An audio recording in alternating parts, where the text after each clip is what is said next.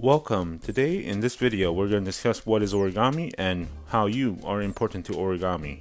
And no, origami is not paper folding. Here at Heap Art we're trying to inspire people to connect with each other more using origami.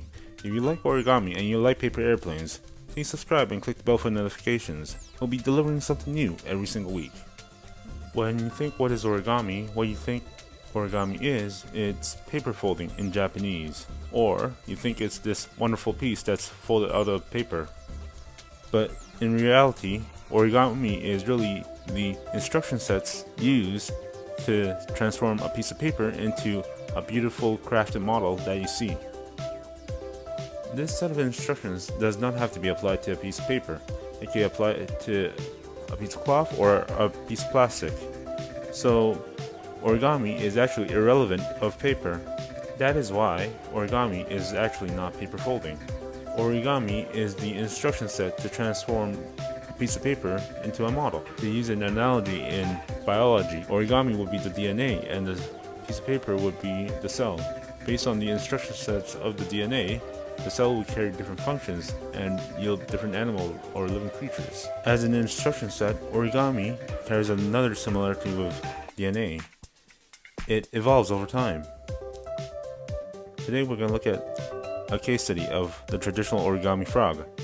The traditional origami frog all starts with the same folds. It starts with two water bomb bases that are connected to each other. Afterwards, the model is converted to the different types of traditional origami frogs. So it's not hard to say that the traditional origami frogs were at one point related to each other. Here in my hands I have the simplest of the origami frogs. It's just one flap for the legs that's formed into a spring pattern, and this allows it to jump. Next up, we have the traditional jumping frog, which is simply the addition of two hind legs.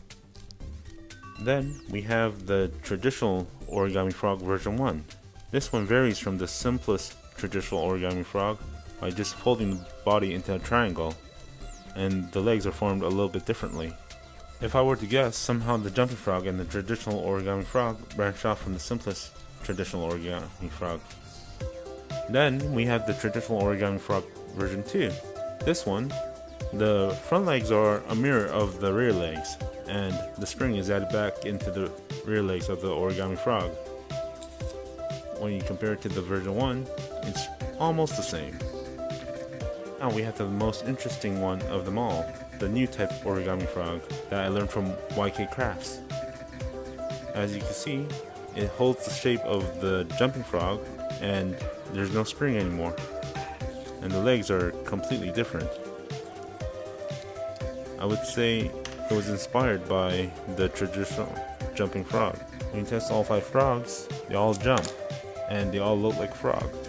But at some point someone decided that an improvement was required. That brings me to why you are important to origami. Origami uses you as a medium to transfer from one generation to another.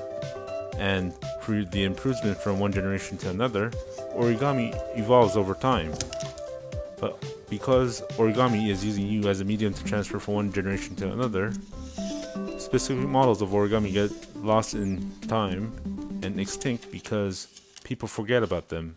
If you like, you can join me in my journey in recording the models that I know by subscribing to my channel. I'll be learning new ones along the way and sharing with you guys as well.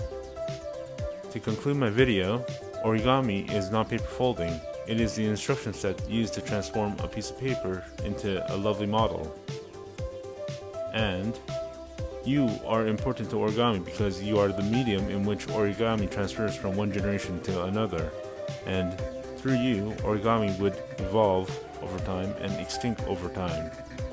As usual, if you like the video, please like and subscribe. I'll be making more of these every single week.